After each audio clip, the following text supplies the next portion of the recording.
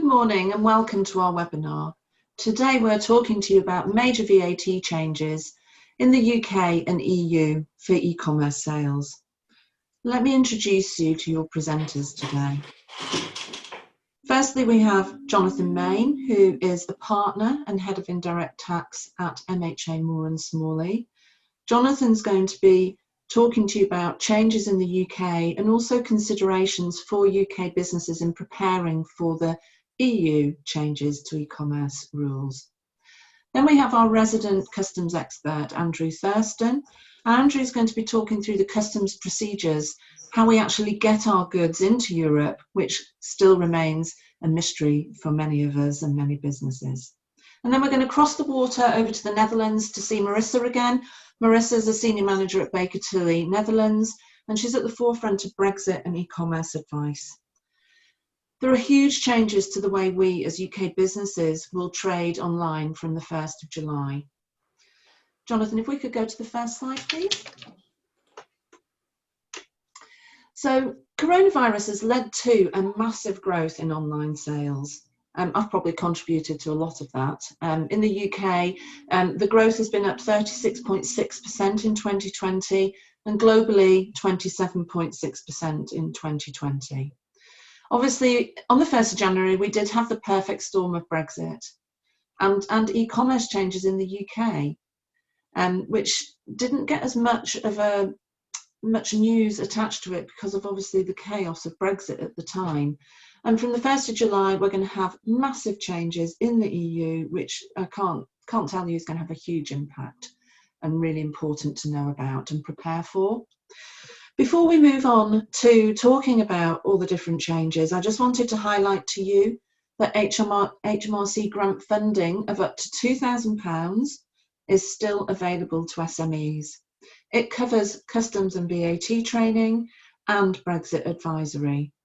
MHA are approved providers of both training and the advice, and Andrew's customs training has had great feedback, and our new offering of a Brexit implementation review has been approved by HMRC and is proving popular with businesses who just want to check that what they're doing and how they're implementing the big changes of Brexit is working. So let's go on to the main topic of the day. Let's talk to Jonathan first, who's going to talk us through the UK changes first.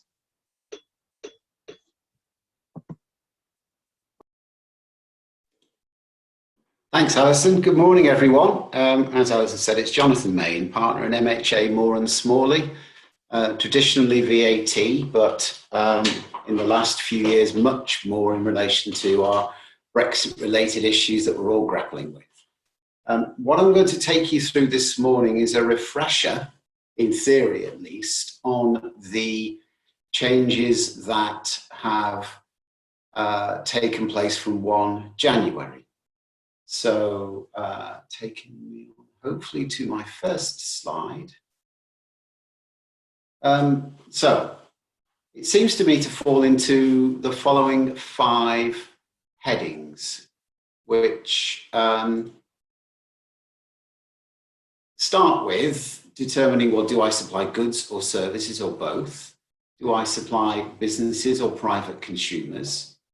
If I sell goods, are they shipped from the UK to my customer or from an overseas location? The value of your supply is very important, as is whether you sell your goods via an online marketplace. All of the following slides are focused on the UK position. Marissa is going to very ably take us through the EU changes later on in the presentation. So starting with outbound services from the UK, so UK supplier supplying B2C services to somebody outside the UK, so not a business. Up to the end of last year, almost all those services would have been subject to UK VAT. There were some exceptions, but parking those, that would have been the default position. From the 1st of January, a number of services are now not VATable. And as Alison said at the start, some of this can get overlooked in the melee of everything else that we're dealing with. So in brief, the things that aren't VATable now include, that's not an exhaustive list, but it's the more common things that you might encounter. Accountancy services for us, for example, if we have private clients outside the UK, we would have charged them VAT if they were in the EU, but not any longer. Also, a couple of other things, as I've mentioned, and Marissa's going to cover, do watch for the interaction between what's happened in the UK and what's about to happen. To an extent, has already happened and being expanded from the 1st of July. And also use and enjoyment. So what's that, you might ask? Use and enjoyment is a circumstance in which, under the rules I've just mentioned and other linked rules, the supply you're making might not be subject to UK VAT, but there are overriding rules that apply to both business to business and business to consumer. Sticking with B2C, the two that need to be flagged are hiring goods, including means of transport, and broadcasting services, which, if they are consumed, is the word that's typically used in the UK, even if they would otherwise not be VATable, they will be. So that's another level of detail. Digital services, there's a lot about that Marissa will be coming on to. Digital services supplied into the UK will be VATable here, and digital services supplied out of the UK will not be, but there will be an EU implication to that if that's where you supply your services. Inbound services into the UK, as I've mentioned, digital services to UK resident consumers. If you are a non-UK supplier of that, those example services on the previous slide, photos, music, games, online publications being the most likely, but there are others, then you will need to register for VAT. Much like the changes I'm coming on to, if an online marketplace, Amazon, eBay, etc., facilitates that supply, they should account for the VAT, not you. And as I've already mentioned, broadcasting services, which are used and enjoyed, hire of goods, which are used in the UK, all of these things as a non-UK supplier will cause you to need to register for UK VAT from the 1st of January. Some of them were there before, but sticking with the 1st of January as the key date, they will cause you to have a registration liability here.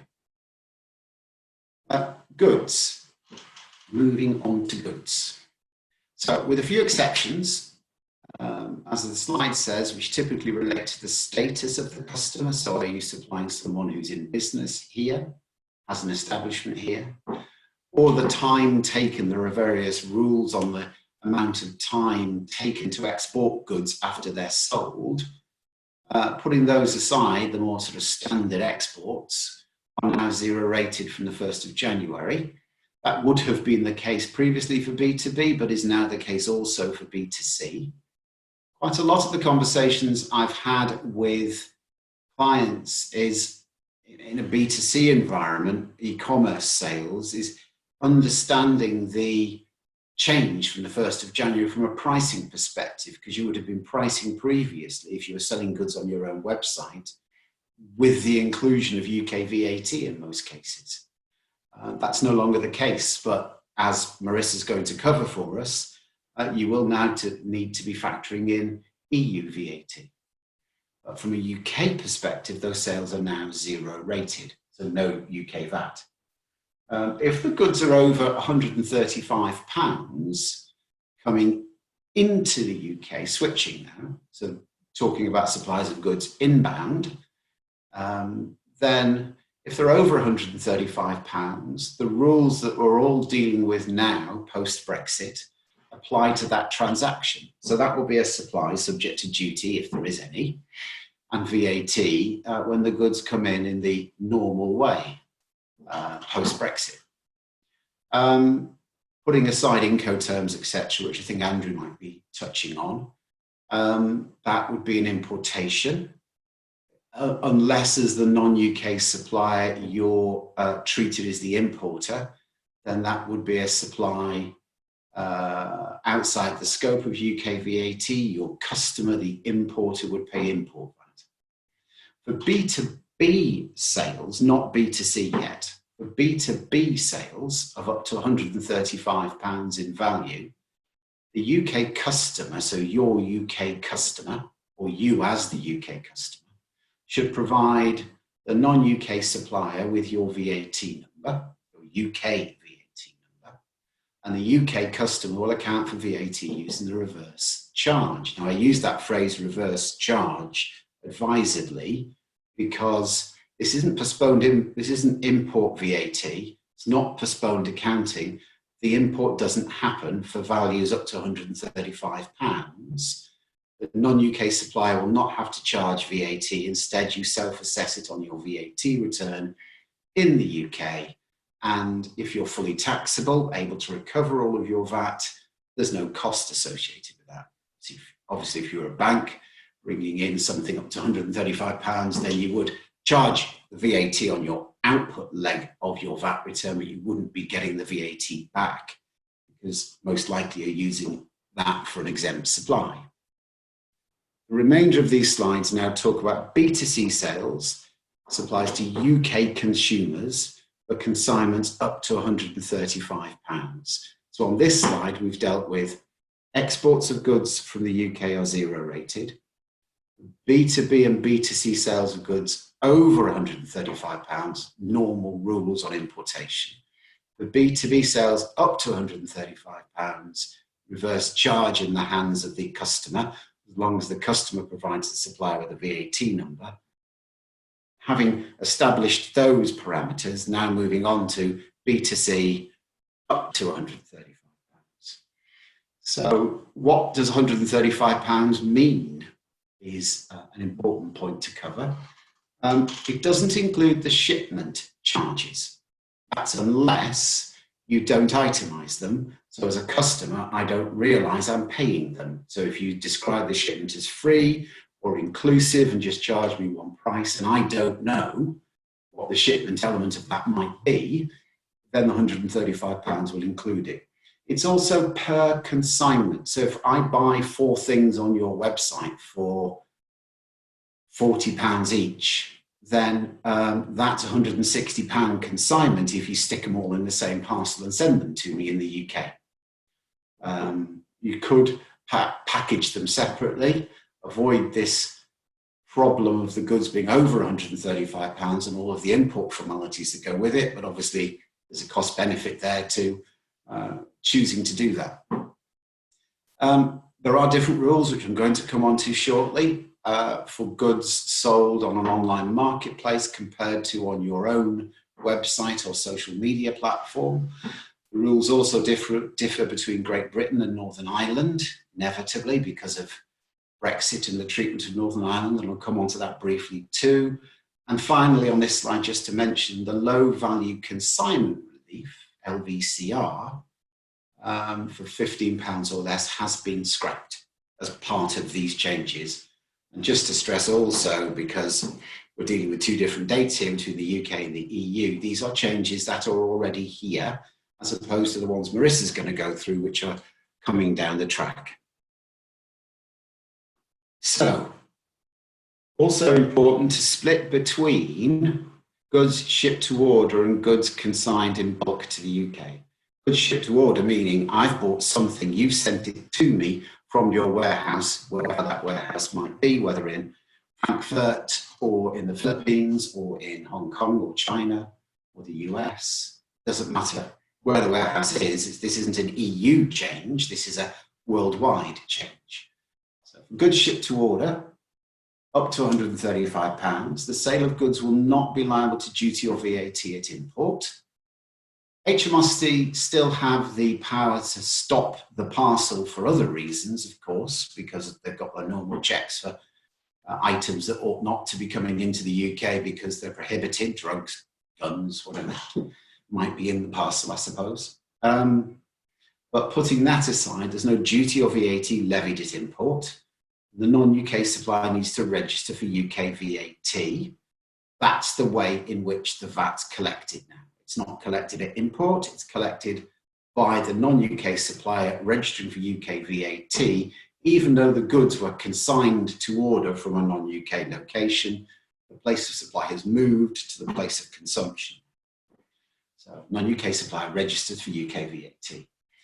However, if the goods are shipped to the UK in bulk, so instead of one item valued at £100, the non-UK supplier stocks a warehouse up in the UK with 1,000 of those £100 items, that £100,000 consignment is an importation in the normal way because it's not shipped to order.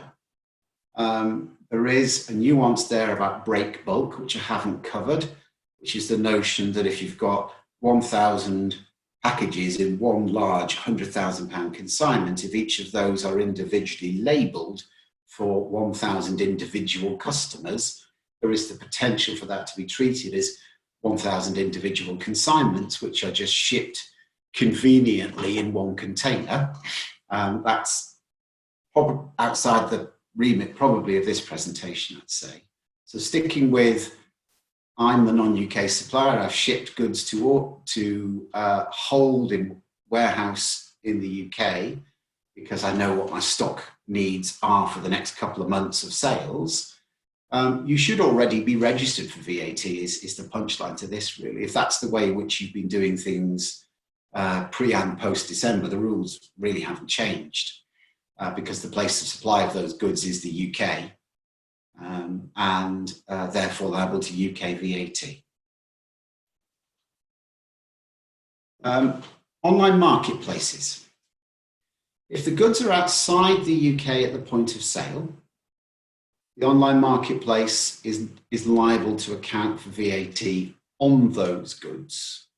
Now, facilitating is a term that's defined in the guidance from HMRC. It's more than just arranging for delivery.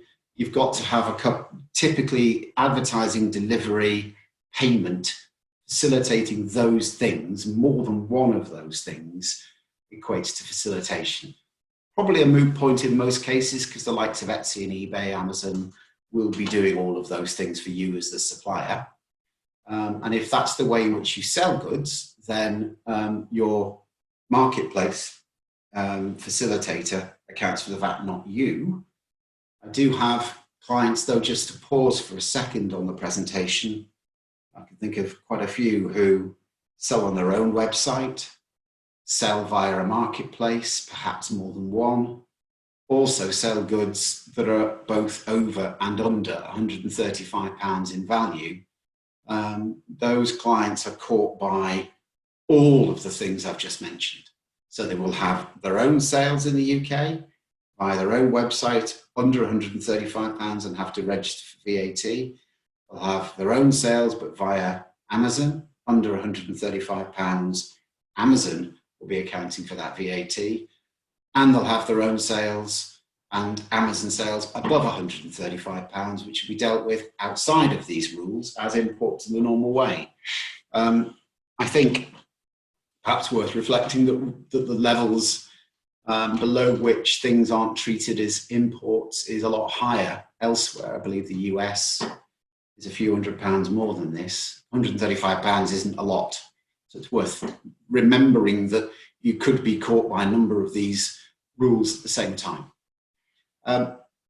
Moving on from goods consigned to order, which is what the first bullet point is talking about. The next one is goods which are already in the UK, much like the last slide, at the point of sale, so held in a warehouse here. If you brought them in bulk, the same point I made a few minutes ago applies, which is that is an importation by you of a bulk consignment of goods to the warehouse in the UK. You as the non-UK supplier will have to pick up the duty and VAT.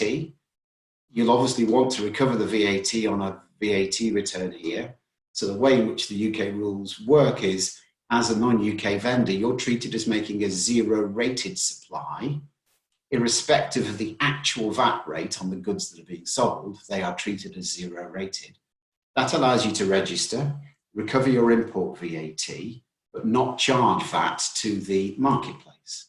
And the marketplace still accounts for VAT on the gross cash sale through its platform.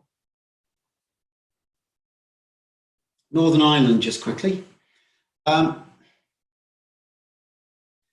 It is inevitably more complicated because Northern Ireland is in the EU as far as trading goods is concerned. So at the moment, it's caught by the distance selling VAT regime, which has been around for a number of years, which requires you to register in the EU member state to which the goods are sent if you're above the threshold for that specific member state. The way in which Northern Ireland will change, I assume, it's not clear in UK guidance at the moment, but I can't see how it can be anything else. Those rules for Northern Ireland will change together with the rest of the EU on the 1st of July. Any non-EU sales at the moment are dealt with as imports in the same way as any non-UK sales are were dealt with as import. Actually, no, they weren't. Ignore me, I'm confusing myself now. Any non-EU sales of goods into Northern Ireland will be imports until the 1st of July, and from the 1st of July, Northern Ireland should be covered by the EU changes. So that will be how Northern Ireland will remain out of step with the rest of the UK. And I think I am done because I'll go back a slide. That's Andrew's slide. So Alison, I think I'm back to you now. Thanks, Jonathan. Thank you very much. And it's the Northern Ireland point is really, really interesting and just becomes even more complex, doesn't it? How are you finding, Jonathan? What's the news from your clients about these changes? Are they ready or are they still stuck with Brexit?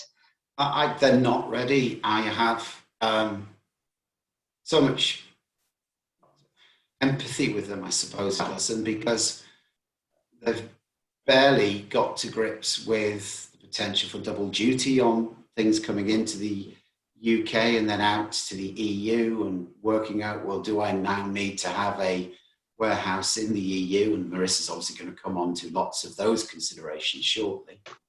To then bring in these changes, and you're absolutely right in what you said, that I think these were poorly understood, poorly advertised because they got buried.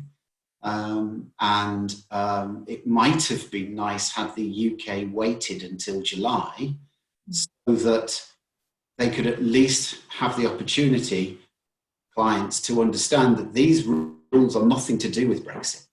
These are rules that are intended to plug a tax gap in the UK on non-UK suppliers of goods into the UK not paying VAT, and there being a mismatch between UK vendors and non-UK vendors. These therefore don't resonate in the same way as the Brexit changes, and actually undermine them in some way. So they are terribly confusing. So clients know, I mean, I absolutely get why you would still be getting to grips with one set of changes to then understand there's another set. And as we're about to come on to with Marissa, yet another layer for your sales into the EU. So no, definitely not yet. Thank you. And you made a very good point, Jonathan, about you know, when clients have goods that are, say, in another country, they're selling via their own website, via Amazon, etc. We had a dreadful example, and which is probably why we're going to speak to Andrew next, about the customs procedures where the client had included VAT on their website.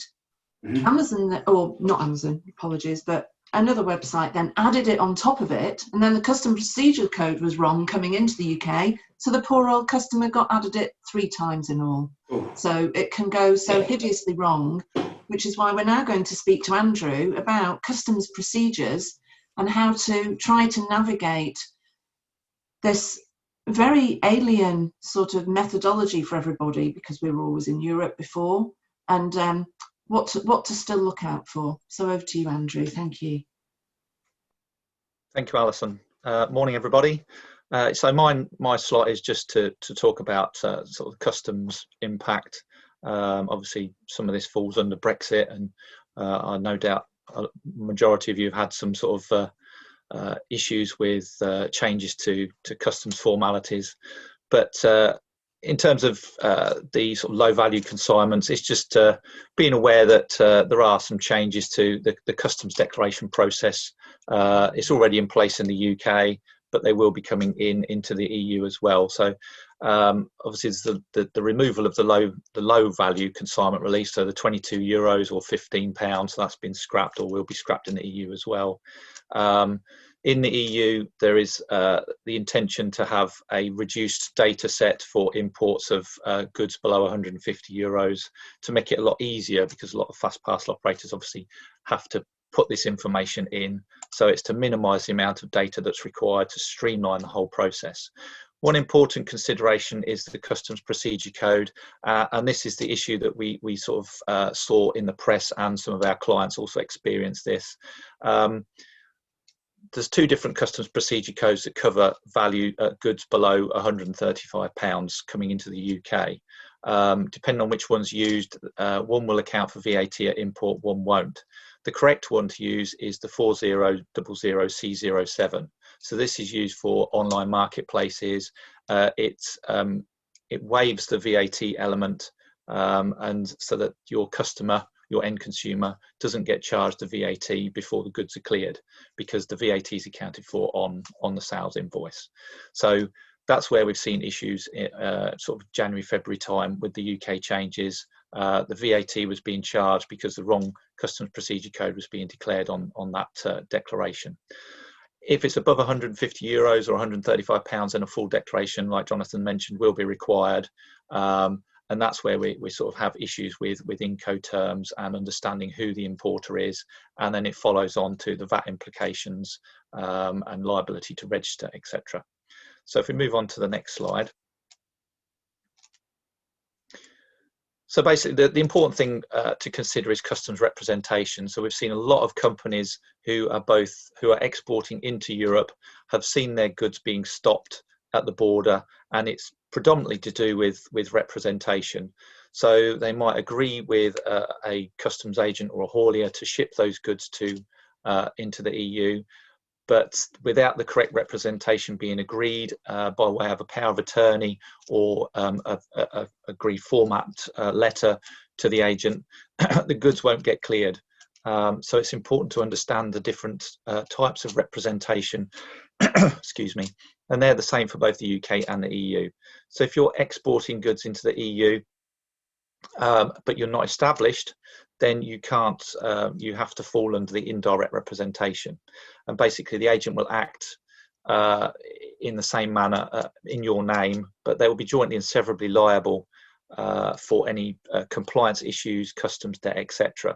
So that's an added risk for those agents, and we're seeing a bit of pushback from those agents not wanting to have new clients where there's a risk of high duties or high values, etc. So they might ship the goods to the border, but they won't necessarily make that declaration to clear them into the EU. So that's where we're seeing the issues. If you've got an establishment in the EU, then you can use direct representation, and that's not an issue. So you'd be able to import the goods, no problems. So where we're seeing these issues is normally under delivered duty paid terms. So again, it's important to consider the Inco terms when you're agreeing a sale or you're making your arrangements with your customs agent, because they all interlock with each other. Okay, so if we move on to the next slide. So this is just an overview of how goods are now exported. So those 2 points in red are the important things. So you've now got a UK export declaration and an EU import declaration.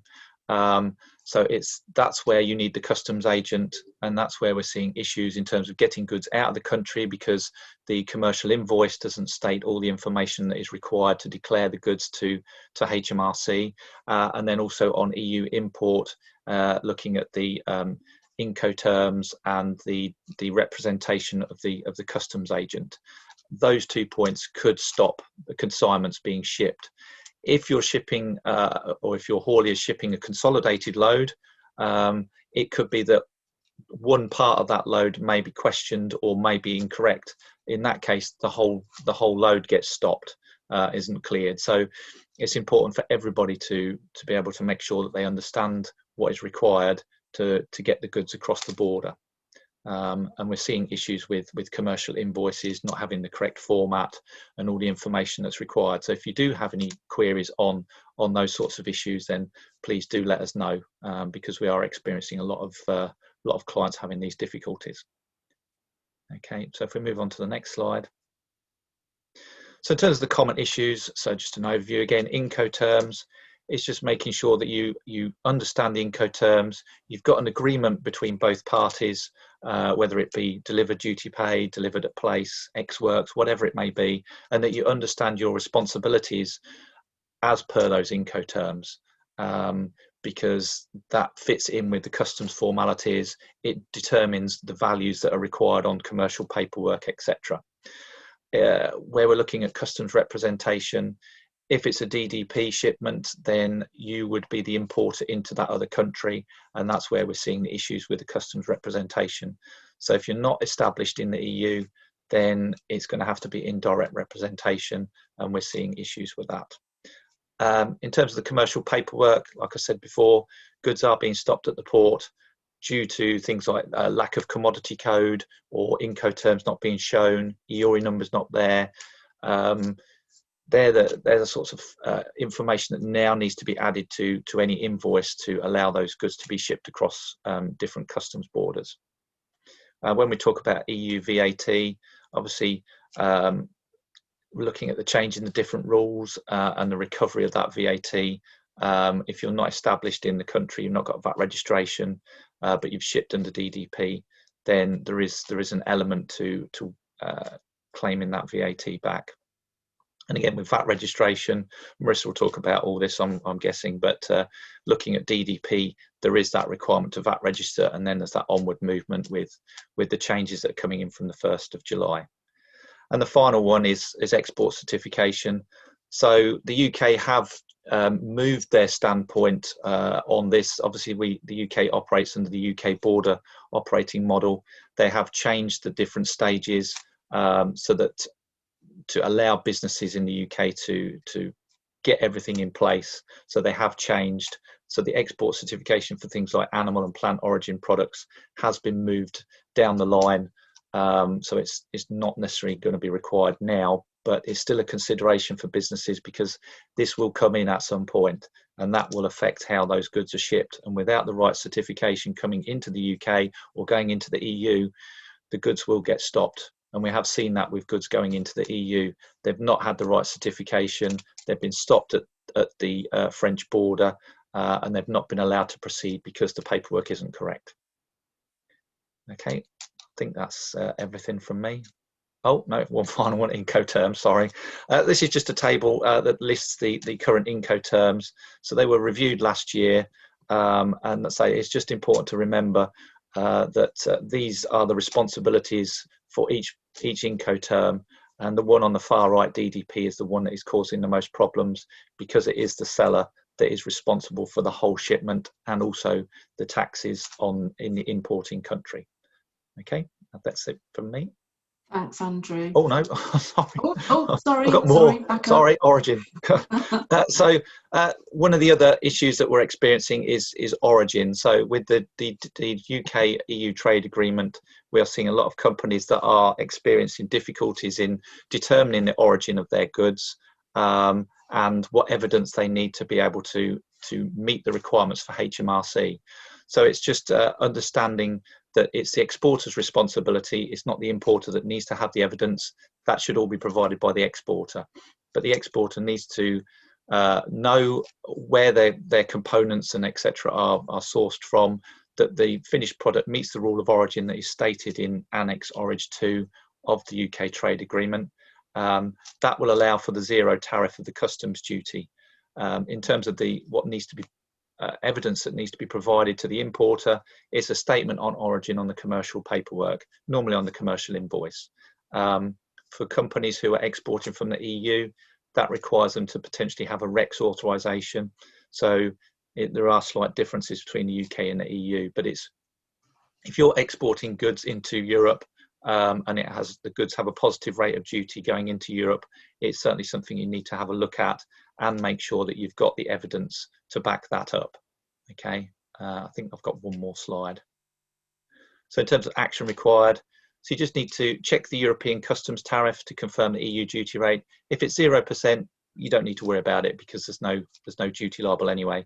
But if there is a positive duty rate, you need to confirm the 6 digits of the commodity code for the goods that you're exporting, and then refer to the rules of origin in the link that's on the page there to determine what the rule of origin is. And say, if you need any information on that, more detail on that, then please do let us know because it is a complex area.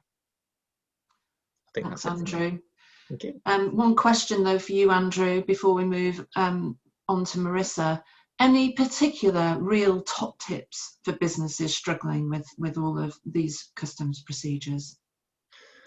I think it's just understanding your supply chain, making sure that if you're selling into Europe, that you've got you know what your Inco terms are. We're seeing a lot of companies who are trading, but they've not discussed Inco terms with their customers, and therefore then get forced down the route of DDP.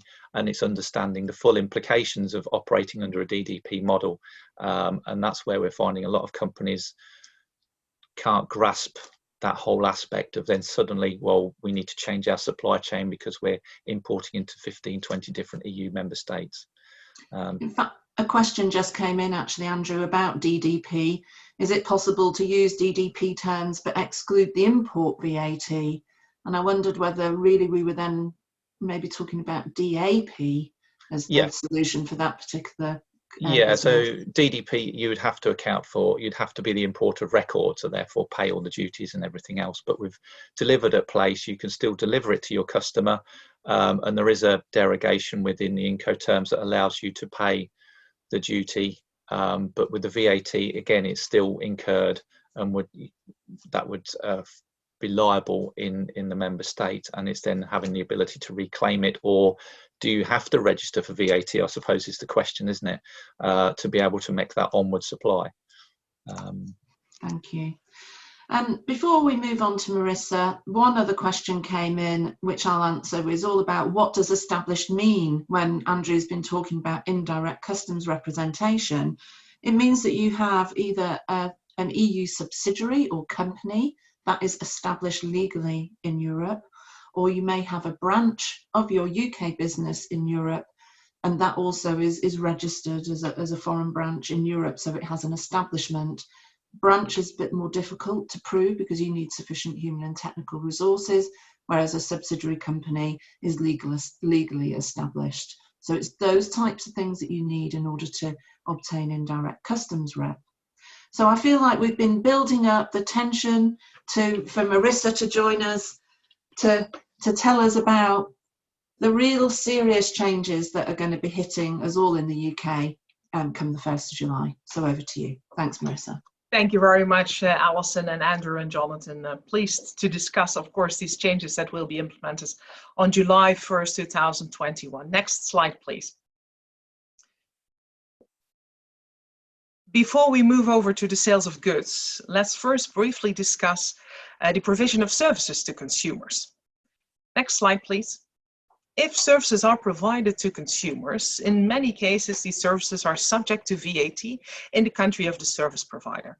There are, however, a few exceptions, and one of these exceptions is if a service is provided, which is a so-called electronic service. So if you are, for example, selling online games or apps to consumers in the EU, VAT is due in the countries where these consumers are living. Currently, there is a system in place called a mini one-stop shop, through which VAT, which is due on all these electronic services, can be paid to one tax authorities in one EU country, and that tax authority will pay the VAT due to all the tax authorities in the other EU countries. That one-stop shop system, which is currently called a mini one-stop shop system, will be extended per the 1st of July. And it will be extended to all B2C services provided. So not only electronic services, but also other services. Think of the admission to events. So if at some point in the future we can have real events again, no virtual events, but real events again, where you are selling tickets to consumers, VAT is due in the country where that event is being held. Such VAT due can then also be reported in this one-stop shop system. It is also, for example, applicable for hotel accommodation and car rental. Now let's move on to the more difficult, complicated side of these new rules. Jonathan, next slide, please. The sales of goods to consumers within the EU. All slides which we are now going to discuss and the regulation which we are going to discuss relates to distance sales of goods. What are these distance sales of goods? Well, these are sales to consumers within the EU, whereby these goods are moved from either an EU country or a non-EU country to a consumer within the EU. Next slide, please. Currently, we have a system already in place, of course. This is an example of the current situation. There is an EU warehouse. So imagine that a UK company has hired a 3PL. That 3PL has a warehouse in the EU. From that 3PL warehouse, goods are sold and shipped, of course, to consumers in the EU. In the current situation, in principle, VAT is charged of the EU country of dispatch. So imagine that this EU warehouse is located in Germany. Goods are sold throughout the EU. So for example, to this consumer in Spain. At this moment, German VAT is charged unless a specific threshold is breached. And as of the moment that threshold is breached, French VAT needs to be charged to this French consumer by the UK supplier. In such a situation, currently, the UK supplier must register for VAT in that EU country where the threshold is breached. Of course, that causes a lot of issues like an administrative burden, costs, because you need to register for VAT in that EU country and file local VAT returns. And you can imagine that if you have a very successful online business and you're selling a lot of goods to consumers in the EU, you need to register in multiple EU countries and file local VAT returns, which is a costly operation. The EU also recognized that because, of course, e-commerce and online sales is already booming for many years. And that is why the rules are going to change for these, amongst others, these types of transactions within the EU. Next slide, please, Jonathan. What is going to change? Well, if you have goods located in a warehouse in the EU, the following things are going to change. All the thresholds that we have currently in place will be abolished. So these thresholds per country, normally varying between 35,000 and 100,000 euros, will disappear. As of the first sale, your supplies to consumers are subject to VAT in the EU country of arrival. So are you selling goods from a location in the EU to consumers within the EU? Be aware that as of July 1st, 2021, these sales will always be subject to VAT in the EU country to which the goods are sent, so in the goods of arrival. There will be one exception, and that exception will be in place for companies established or having a VAT fixed establishment in an EU country. That is not the same as having a VAT registration. So only having a VAT registration will not allow you to apply this exception. And this exception is specifically for smaller companies who only sell for 10,000 euros of goods or provide electronic services to consumers within the EU, and only applicable to companies established. So if you are a UK company holding stock at a 3PL warehouse, in principle, you are not established in the EU and you do not have a VAT fixed establishment in the EU. So this exception is not applicable. Next slide, please, Jonathan. Yes, this is the example of how the situation is going to look like as of July 1st, 2021 in the EU. Here we have, again, let's say a UK company. This UK company has stored its goods in an EU warehouse, let's say the Netherlands or Germany, because it's located on the picture there. Let's say Germany. Goods are sold again to consumers in the EU. As I just mentioned, all sales of these goods will be taxed with VAT in the EU country of arrival of the goods. So if the UK company is selling goods to a consumer in France, French VAT must be charged. If the UK company is selling goods to a consumer in Italy, Italian VAT must be charged. etc., etc. The VAT due on all these sales can be reported through one VAT return, the one-stop shop return, and that's new. This prevents companies from have to register for VAT in all the EU countries. If, for example, this UK company registers for the one-stop shop return in Germany, because if you dispatch goods from one EU country, you must register for the one-stop shop system in that EU country of dispatch. It registers for the OS system in Germany. It will file the one-stop shop return in Germany. And in that one-stop shop return, it will report the VAT due in all EU countries, so the French VAT and the Italian VAT, etc.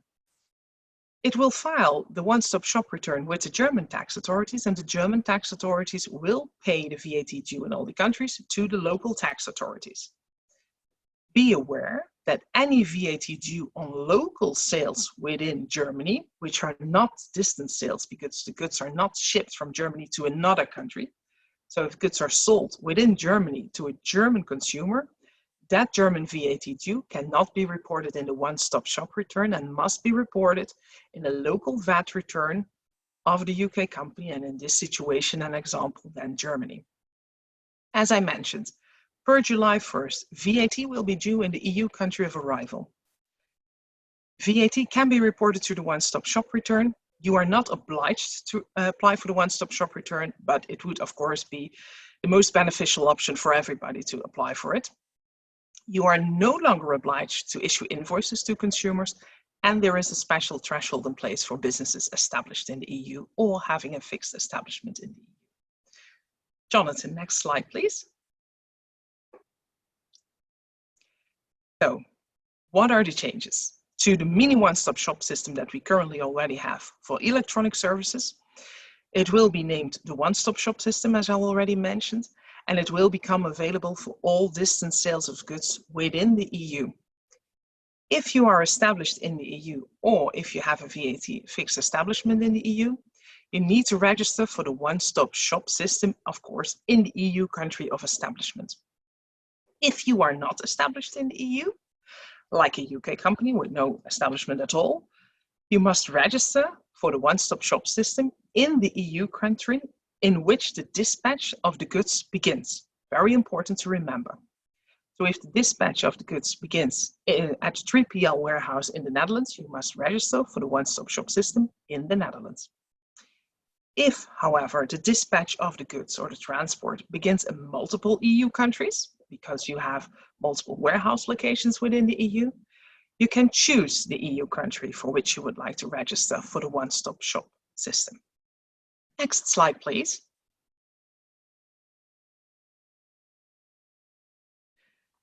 One of the other changes and simplifications is that as of July 1st, if you apply for the one-stop shop system, you no longer have to issue invoices to consumers for the sales done.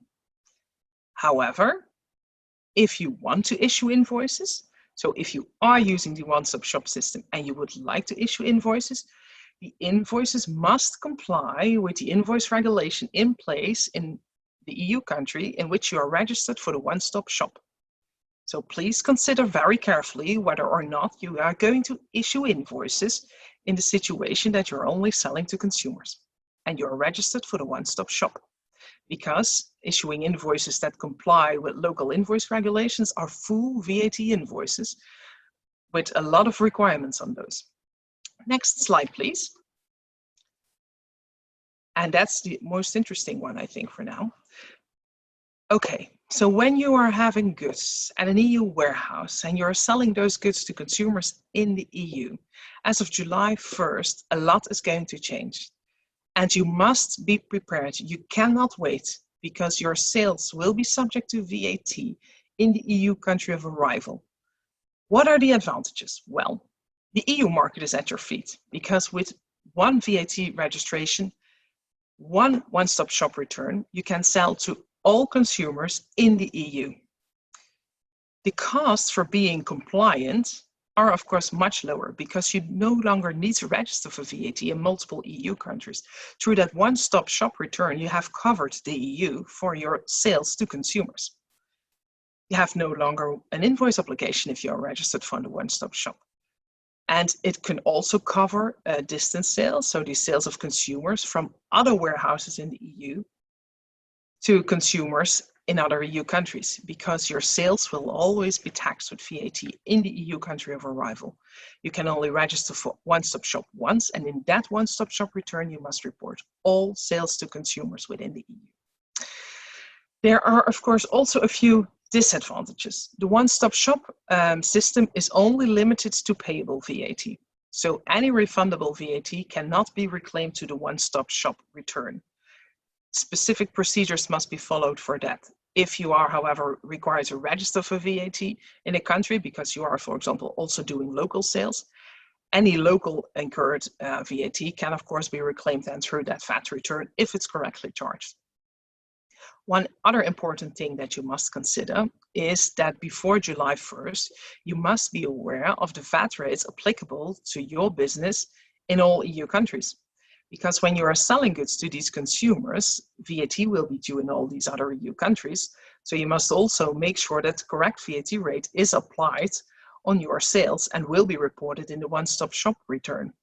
And then, of course, you must also consider which price you are going to charge. Are you going to charge, for example, 100 euros no matter where the consumer is established?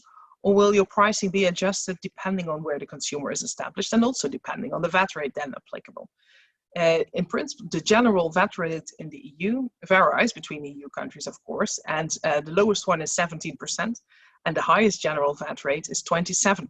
So there's a huge difference already in general VAT rate. So that's something to consider carefully as well. Then there is one other point of attention. If you are going to use the one-stop shop system, make sure that you must keep these records relevant for the one-stop shop system for 10 years. This is a longer retention period than currently applicable in many EU countries, so that must be kept in mind. Now let's move on to the other types of sales whereby goods are moving from a non-EU warehouse into the EU. What we've just discussed was goods in an EU warehouse to consumers in the EU, and what we are now going to discuss are goods that are sold to consumers, and the goods in relation to that sale, the goods are moving from a non-EU country like the UK into the EU. Next slide, please. Because what is going to change per July 1st, 2021? Well, the low value exemption for import will be abolished. What does that mean? That every import of goods into the EU, no matter the value, will in principle be subject to VAT. Then a system which is called Import One-Stop Shop will be introduced for specific B2C sales. So if goods are sold by, let's say, a UK supplier to a consumer in the EU, that supplier has applied for the Import One-Stop Shop system. It needs to comply with specific regulation. It could make things easier. Then there will be a special system for postal operators if a supplier does not use the Import One-Stop Shop system. Next slide, please. Well, when will the Import One-Stop Shop system, EOS, become available? It will be available if goods are, of course, sold to consumers, and the package will be shipped from a non-EU country into the EU. The value of the package may not be higher than 150 euros. So the Import One-Stop Shop system is only applicable for sales of goods to consumers, whereby the goods are moving from a non-EU country into the EU and the value is not higher than 150 euros. It does not apply for excise goods. That's one important note to remember.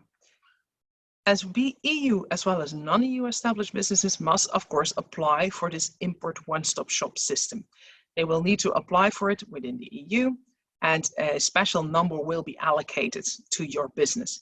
Make sure that you keep that number only for your business. It will only be relevant for your business and the company declaring the goods into the EU.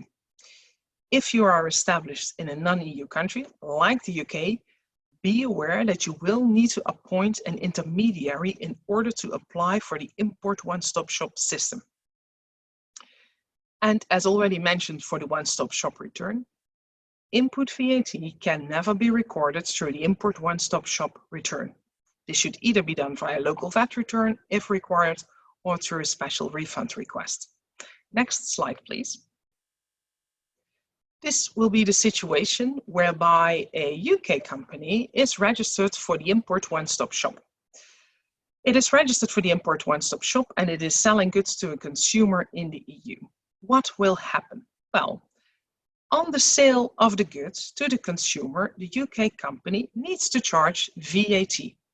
It needs to charge VAT of the EU country of arrival.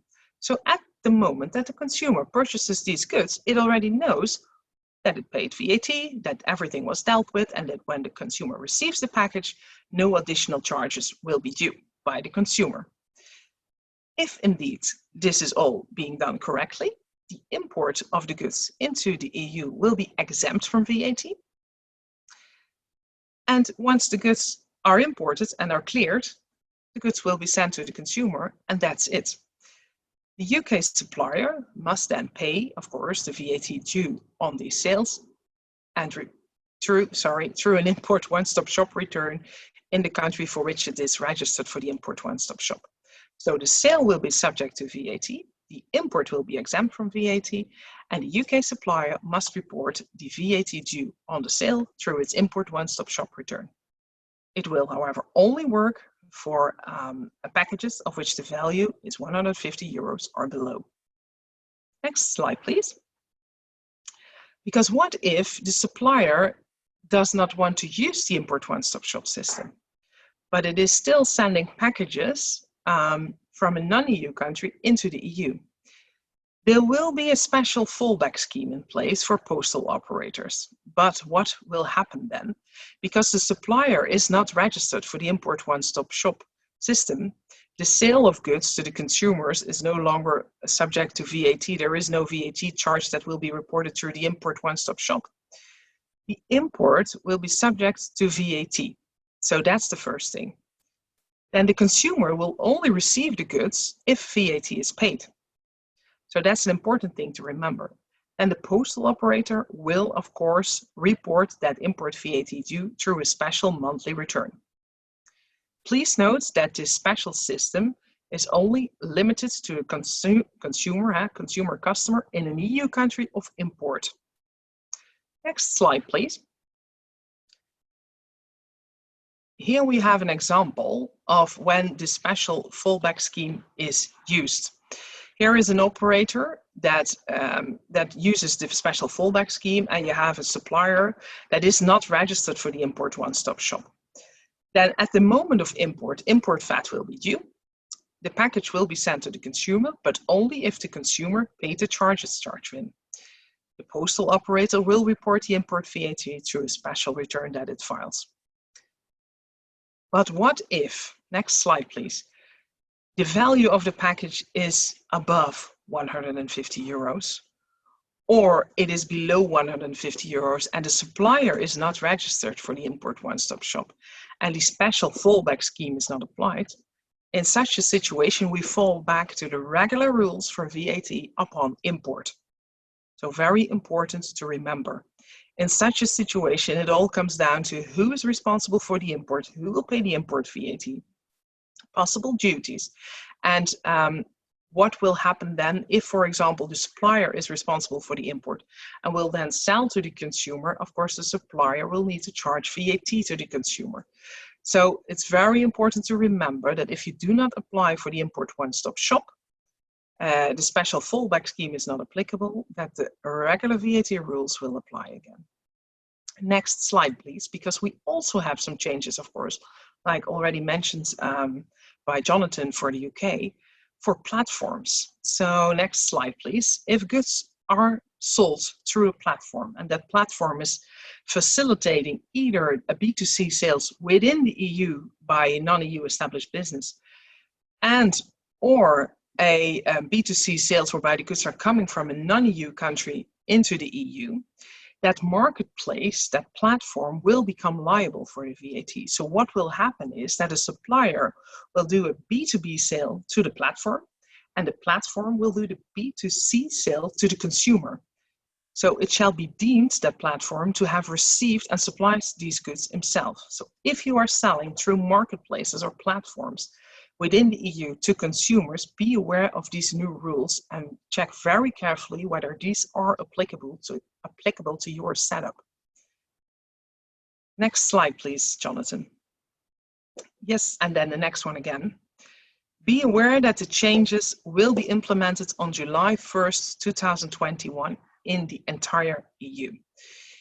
If you are selling goods to the consumers in the EU, make sure that you know what your flows of goods are going to be, and make also sure that you know which special schemes you would like to apply. Would you, for example, like to apply the one-stop shop because you have goods already with a 3PL here in the EU? Make sure that you register on time so that you are able to use it. If you are not on time, and if, for example, in October you think, oh yeah, I was selling goods to consumers in the EU and VAT was due, then you are too late. VAT due in those past months since July 1st, so for the period July-October, cannot be reported in the one-stop shop system, and local VAT registrations and reportings must be done for that specific period. So make sure that you prepare today. Start with preparing today. So analyze your flow of goods, determine what the VAT consequences are, and determine which scheme you would like to use. Register for it as soon as possible, and make sure that your website is up to date as well. Alison, over to you. Thanks, Marissa. So much detail to get to grips with. Yes. And we've had a few questions which we've been answering along the way. And one particular question was around, can I register for OS in a couple of different jurisdictions? But I think the answer to that is absolutely no. The answer not. to that is no. You can only register for OS in one EU country. And in that one-stop shop return, you will report all distance sales you have done within the EU, because all these distance sales will be subject to VAT in the EU country of arrival, and that VAT will be reported in one OS return. And that's also the advantage which they, of course, would like to achieve, making things more simple for businesses. Yeah, so it does stop the multiple VAT registrations side of life. I mean, if you had your dream supply chain, what would you be recommending to people? That's a very good question, Alison. What is my dream supply chain? Well, it of course depends on your business model and who you are selling to. But if you are doing a lot of business in the EU and the value of your packages can differ, so higher than 150 euros, below the 150 euros, I think the most ideal scenario will be to appoint a 3PL, store your goods within the EU so that you can also deliver, for example, within 24 to 48 hours. Register for the one-stop shop, register for the VAT if you're also doing local sale, and I think that's the best and most reliable scenario for now. Yeah. So that might be a medium-term strategy for UK non-EU businesses to pursue. And in the short term, if they are with the fast parcel operators, then we're looking at EOS or the fallback scheme for the postal operators. Yeah. Agreed. That's great. Thanks so much again, Marissa. I mean, thank you everybody for joining us today. We have been answering your questions as we go along.